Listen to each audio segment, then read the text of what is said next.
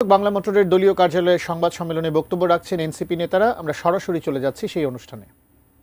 উচ্চারণ করেছে সার্বভৌম অভিপ্রায়ের যে প্রকাশ সেটা জনগণ থেকে নিয়েছে, কিন্তু সেই সার্বভৌম অভিপ্রায়ের যে সাইন যার মাধ্যমে দিয়েছে উনি কিন্তু জনগণের উপরে কয়েকদিন আগে গুলি চালিয়েছিল।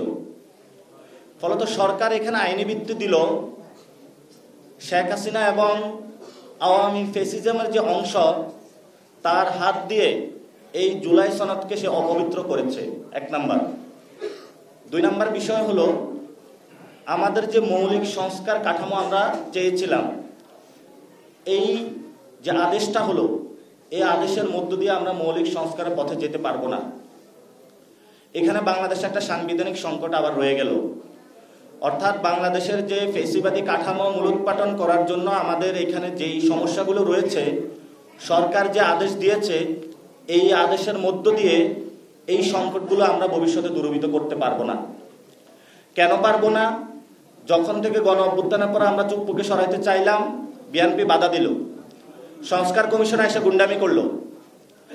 এরপরে জুলাই স্বাক্ষর অনুষ্ঠানের দিন বলল যে আমি সব মানি, তালগাছ আমার। কিভাবে বাস্তবায়ন হবে সেই প্রক্রিয়াও তারা ঘোলাটে করে রাখলো এবং সেই প্রক্রিয়ার মধ্যে দুইটি দল এই সংস্কারের যে প্রক্রিয়াটা নিজেদের ভোট ব্যাংক বাড়ানোর হাতিয়ার হিসেবে ব্যবহার করলো। ফলত এই সংস্কার প্রক্রিয়াটা একটা ভোট ব্যাংক বাড়ানোর একটা টুলস হিসাবে তাদের কাছে। কিন্তু এনসিপি মনে প্রাণে বাংলাদেশে মৌলিক সংস্কার নিয়ে আসতে চায়। সেই জন্য আমরা জুলাই ঘোষণাপত্র থেকে শিক্ষা নিয়ে সেখানে কিন্তু সাইন করতে যাইনি।